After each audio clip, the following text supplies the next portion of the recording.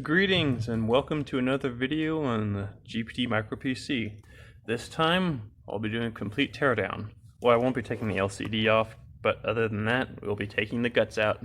So without further ado, those are the two mounting screws for accessories or whatever. There's nothing in those. You have 5 screws total. I've already lost 2 screws, so I only have 3 screws installed. Don't ask me how I lost those, long story. Here we go. Unscrew, unscrew, unscrew, unscrew. And unscrew, unscrew, unscrew, unscrew. Also, as usual, I have my anti-static wrist strap grounded to for protection so I don't fry this thing, considering how there's like only a handful of these in the world. Pop the 3 screws out, put them in a little tray in my silicone container, and then there's a lot of plastic clips all around. You got to pop those plastic clips out. I try going from the rear. It makes a nice crisp clicking sound. Get over all the ports and then pop. So here we have the back. There's this little duct that routes airflow. So even if like you have this sitting on your knee and this is blocked off, you still get airflow from over here, which is pretty nice. And here's the single mono speaker right here. That's the 2 mounts. You know what? There's 5 screws holding this in place. Since we're doing a complete teardown, let's just take this off, just to see what it looks like underneath. Might as well go all the way, right? 5. I think they over-tighten that screw. It's just this thin piece of aluminum, it does not take. And here we go. Yeah, it's just a simple piece, which effectively routes airflow. And there's the other speaker port, which is obviously blank. I don't know if they removed it because of space issues. There's the 4 rubber feet. I wonder if they have little nubs that come through so they won't pull out easily. That's what they did for the GPD Win 2. So, that's done. Let's set this aside and get to the real thing. Here is the first look at the Micro PC internals. There's your SSD, obviously, your heatsink leading to the fan. There's the CPU. That's the ribbon cable for the LCD. This ribbon cable, I believe, goes to the serial port. There's your Ethernet MHPC N3295NL, the ITE controller board. There's your micro SD. I believe that's the ribbon cable for the keyboard, and there's your Wi-Fi chip. I think that's the BIOS UEFI chip. That might be the controller for the charging circuit. I'm not positive. So first thing first, disconnect the battery just for safety reasons. Speaking of, give me 1 second, I'll be pausing and be right back. And I'm back, sorry about that. And so we need to disconnect the battery, which has 2 ultra tiny screws. I need to find a smaller screwdriver bit.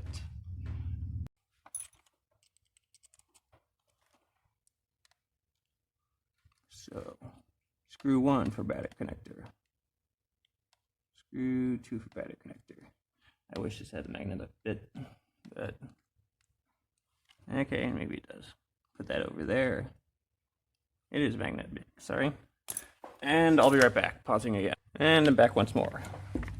So now we disconnect the battery connector. I got tape to just wrap. That's popped. I don't want that short circuiting or touching anything. This is just a quick and cheap safety method. Once I find the end of the tape, I'll just wrap the connector. I know on my Win 2 prototype I accidentally shorted that before, so let's not do that again.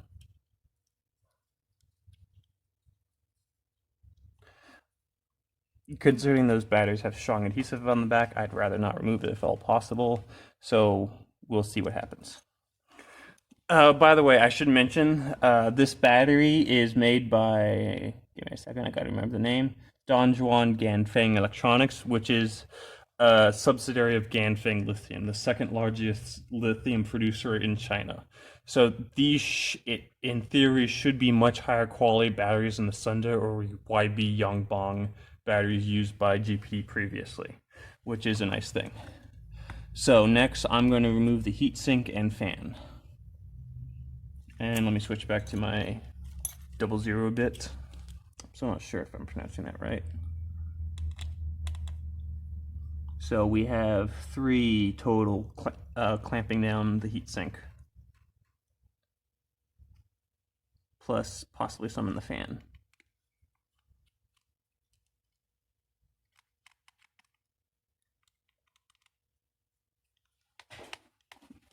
Are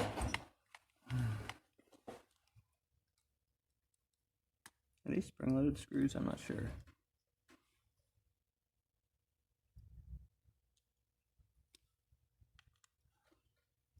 Oh, you gotta remove these screws, yep. These screws go through to mounting studs. Okay, this bit is not magnetic like the other bit. This is...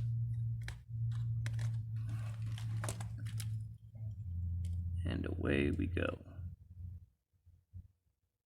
We've got the connector on the battery, which is a spring up, a pop-up type connector, I think. You kind of have to pull up on the rear, but there we go, like that. And so here's a look at the bottom of the heatsink. Both the fan and the heatsink itself is made by Sunon. That might be the same. I need to look. That might be the same fan used in the Pocket 2. I'm not positive. But there you have the bottom. Looks like the same gray paste as the GPD normally uses. And there you can see the CPU. So let's remove the SSD. And that's the wrong screwdriver, sorry. I should pay attention to what I'm using.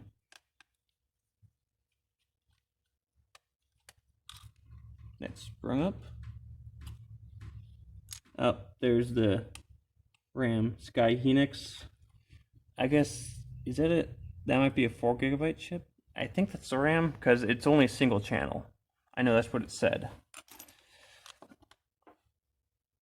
NGFF M2 2242 SATA. And there's the. There you go. Let's get this in a safe location. So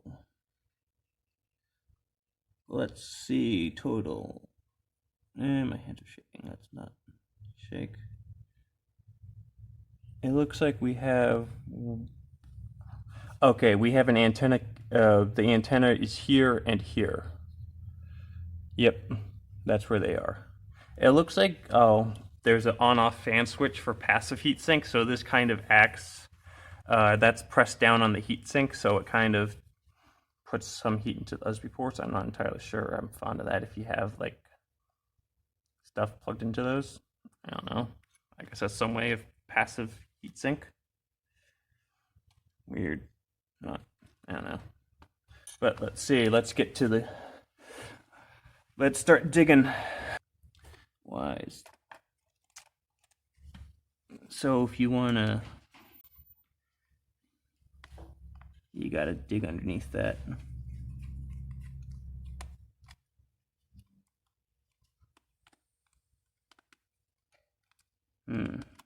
Let me get my little tweezers. Try to pull this out. There we go. Put that in its own little cubby. And before we go any further, let's disconnect ribbon cables. Try to pop the tab up. Am I popping the wrong side? No, I'm popping the right side. There we go. And pull. There's the LCD ribbon cable. Pop up.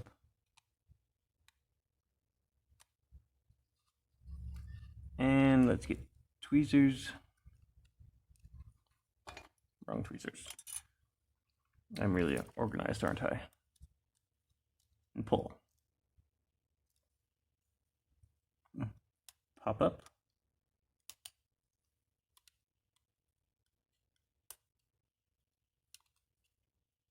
That seems the corner's glued down. That's not making this easy to pull out. Great. Let's pop the keyboard. At least I'm pretty sure that's keyboard. Popped. Let's pop the antennas. They have little clips. You want to pull those out, otherwise they will tear. I've done that before. Don't imitate me, please. Pop the antenna.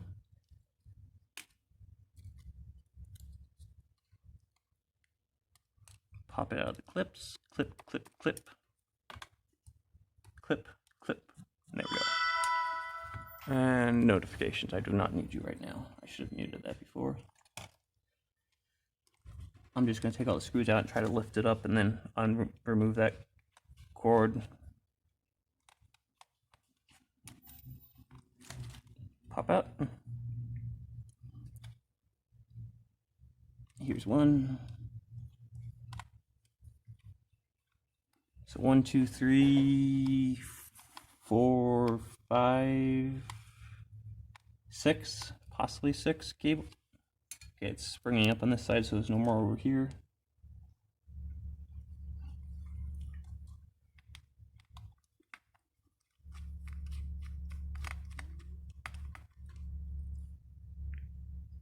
Oops, wrong port.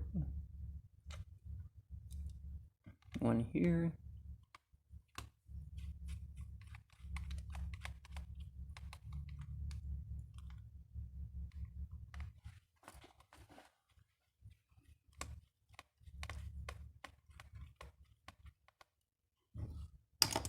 And let's try to pick these up and out. That one. That one. Sorry if my head's getting away. I'm trying to figure this out. There's something. I'm missing a screw. It's not springing on this side.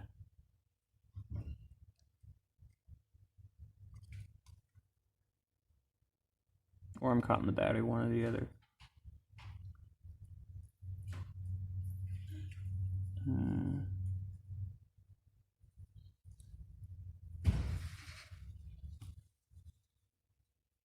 Or it might be the connectors. If I pick up this side, I might need to remove the battery to pull this up. I think I'm caught on this port. I don't see anything. I could be blind though. That's entirely possible. Let me try to pull this one out.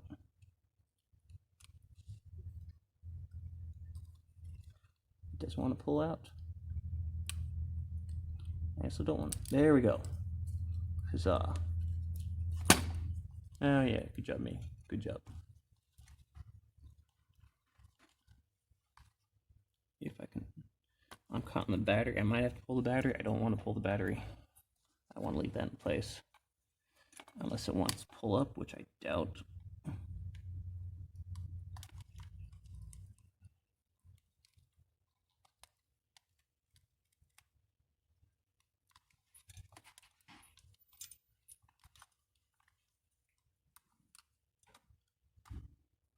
These are very easy to damage. I've done this before. I don't have any replacements. I can't get spares, so anything that possibly damages, but I'm getting stuck on it. That's the problem. I need consistent level load across the entire thing. There we go. Huzzah. No damage. So here we go. Look at the battery. 2 cells. A little bit of bubble in the foil, but that's not damage, or that's not concern.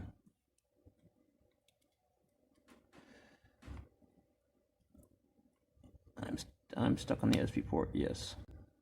I can confirm that now. And away we go. No other cords underneath that get damaged. And, oh, there goes a screw. I don't know where that one was. Look at the back. Micro PC TV 3.0, 12/6/2018. Quality control. That's the BIOS reset switch, I believe. That's that little hole on the side. Yes. So, onwards. let's set this in somewhere very safe. This is the backing plate for your keyboard. There's your antenna. I don't know what that is. It's got fingers.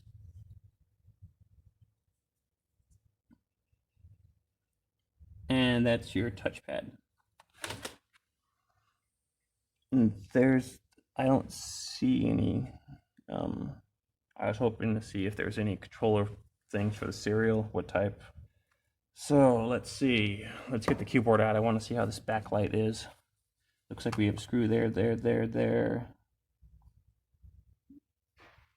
don't know about there, and there. So let's give this a go. Let me get the right screwdriver for the right.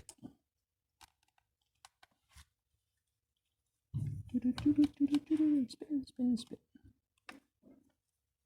1, 2, 3, 4, 5, 6, possibly 7, 8, 9, 10, 11, 12. 12 screws, maybe? Oh, that's so much better. Oh. I replaced a keyboard in a pocket before that had 42 screws, tiny screws. That was an absolute nightmare. I'm never doing that again. 1, 2.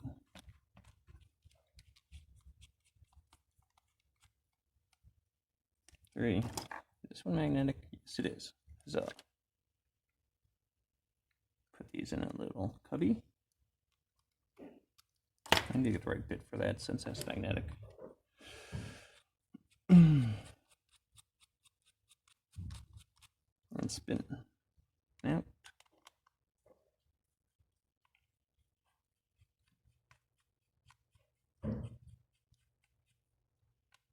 Is that the power button underneath that? I don't know. We'll see in a bit. One thing at a time.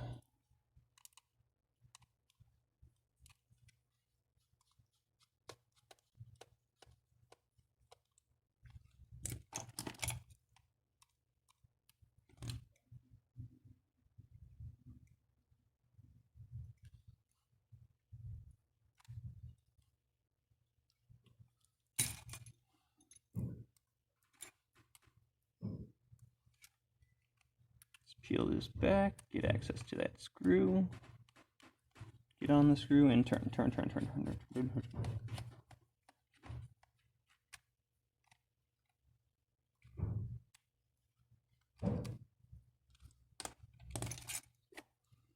I'm not going to touch the trackpad as I recall there's certain issues with them for the pre-production test units like this one, so I think it's kind of glued in place. I don't want to break it, so that's going to stay there. Sorry. We're at 25 minutes already. Well, considering I don't have a guide to follow and I'm winging it, not terribly bad for something that's never been done before.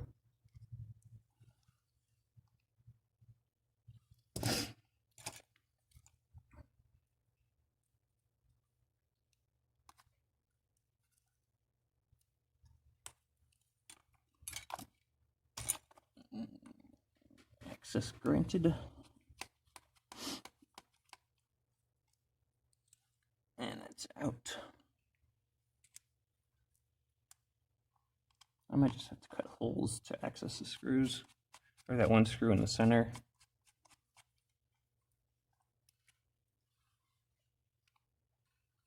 That one right there.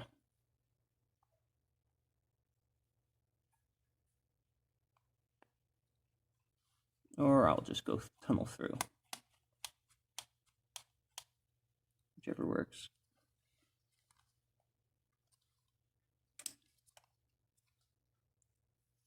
No, I missed a screw. Am I blind? Yes. Yes, I am.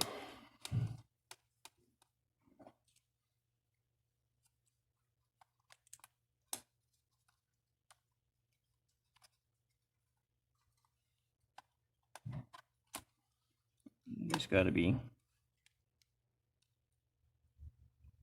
Those look like empty holes.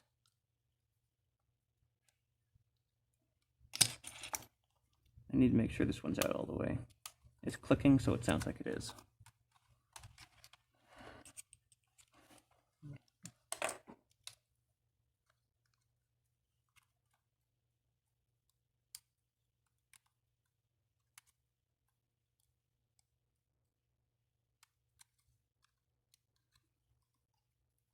I wonder if I should just peel that. I don't see a screw there.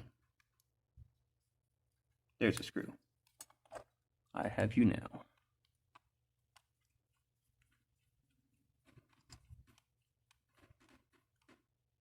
And you're out. Let's try this again. Any others? Feels like the corner. I think I see one in the corner. Yep.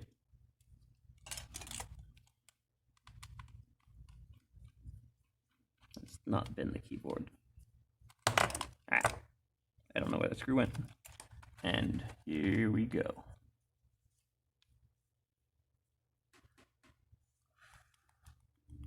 There's the keyboard. That's the magnetic reed switch for opening, closing the lid. I don't know if those are the LEDs with diffusers on top of them. Those domes are a lot bigger than what's used in the Win and the Win 2. So there you go. Micro keyboard version 1. Not terribly hard to remove, at least. Those keys are nice and clicky. And here's the membrane. Let's try to pop this out. There's the power button. I pick up from here. Huzzah. And there we have it. You can, hey, I can see my screen from here. Yeah. I'm going to set this back in place just so I don't accidentally drop like a screwdriver and damage the screen, because that'd be bad, because again, no replacement parts. So I'm going to pop this off. See what exactly.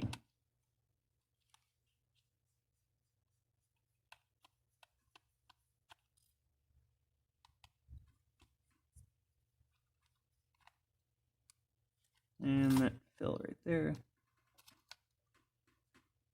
There's nothing underneath it. Okay, that's part of the hinge. I don't know what this is. Is it just a ground? I have no idea. There's my screw. Okay, so that's a hinge pivot. I'm going to pop the serial port out and then probably call it a day, because that's pretty much the furthest I can go, because I don't want to take the LCD off.